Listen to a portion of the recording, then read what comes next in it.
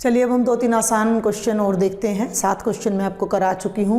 एक बात मैं आपको रिमाइंड करा दूँ कि जो हमने परिधि और त्रिज्या और व्यास के अनुपात वाले क्वेश्चन किए वो 2017 के क्वेश्चन थे और ये 3 क्वेश्चन हमारे 2016 के हैं। मैंने इन तीनों को एक ही नंबरिंग दी है, क्वेश्चन नंबर 8, क्योंकि तीनों बिल्कुल सेम क्वेश्चन है और तीनों 2016 के अलग अलग कोड्स में आए हुए हैं। और ये आपके एक्सरसाइज का भी वेरी फर्स्ट क्वेश्चन है, एक्सरसाइज 12.1 का।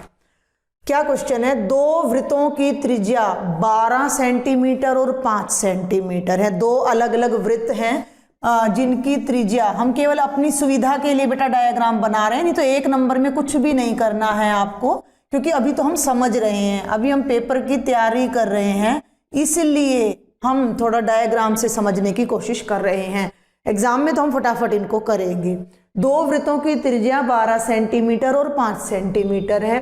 उस वृत्त की त्रिज्या, उस वृत्त की, कौन सा वृत्त जिसकी परिधि, ध्यान देंगे, जिसकी परिधि इन दोनों वृत्तों की परिधियों के योग के बराबर हो।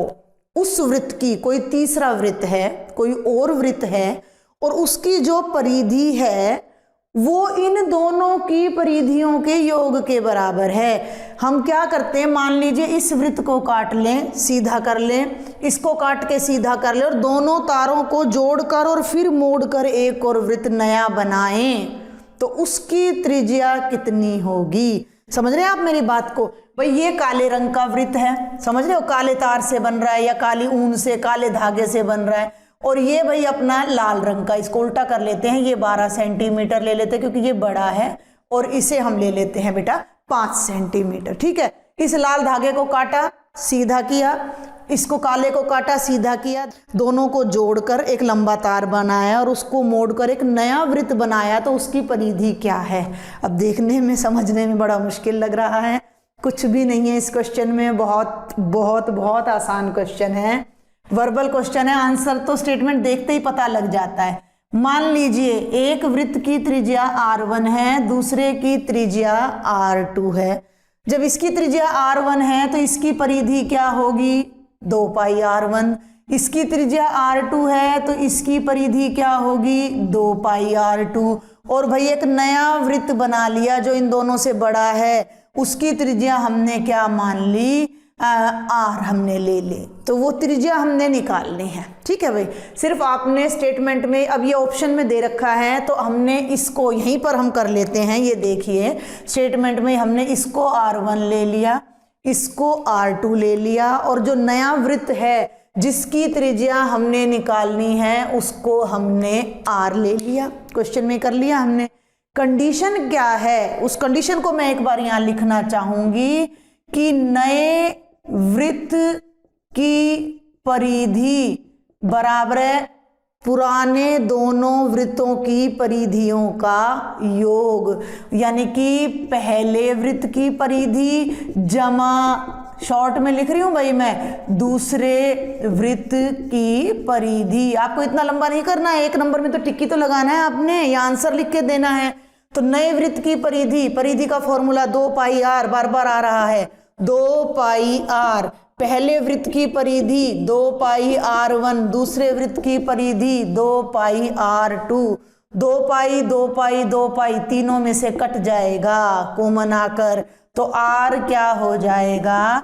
r1 जमा r2, यानी कि नए वृत्त की जो त्रिज्या वो इन दोनों के जोड़ के बराबर हो जाएगी, और वो कितनी आ जाएगी? 17 सेंटीमीटर। ये इतना भी मैंने इसलिए समझाया है कि आपको थोड़ा बेस क्लियर हो जाए, या 2-2 नंबर में आए तो हम देख सकें, अदरवाइज तो सेट में ऐसा एक क्वेश्चन आपको जरूर मिलेगा। परिधि ध्यान रखना है, क्षेत्रफल नहीं, परिधि का ध्यान रखना है कि अगर आपको 2 वृत्तों की त्रिज्याएं दे रखी हैं और एक नए वृत्त की त्रिज्या निकालनी है जिसकी परिधि इन दोनों की परिधियों के जोड़ के बराबर है, तो इसकी त्रिज्या भी इन दोनों की त्रिज्या के जोड़ के बराबर होगी। और इस सवाल को करने के लिए आपने केवल इस पॉइंट को याद रखना है, कलेक्ट टू मेमोरी। याद कर लीजिएगा कि जब भी इस टाइप का कोई क्वेश्चन आता है जिसमें परिधियों को जोड़ना है और फिर नए वृत्त की त्रिज्या निकालनी है, तो पुराने दोनों वृत्तों की त्रिज्या को जोड़ दो, तो 12 और 5 17, तो नए वृत्त की त्रिज्या कितनी हो जाएगी? 17 सेंटीमीटर। क्लियर?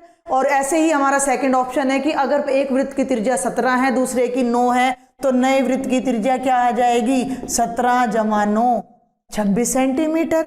अगर उसमें 10 और 7 दे रखा है तो 10 × 7 17 सेंटीमीटर। तो आई थिंक ये क्लू आपको समझ में आ गया होगा कि जब दो वृत्तों की परिधि को जोड़कर तीसरे की परिधि बनाई जाए तो उनकी त्रिज्या जुड़कर तीसरे की त्रिज्या बन जाती है। बस ये इतनी सी बात आपने याद रखनी है, सिर्फ ये याद रखना है पेपर के लिए। Clear? NTPC Faridabad and Chief Minister's Good Governance Associates Program with star teachers of Faridabad.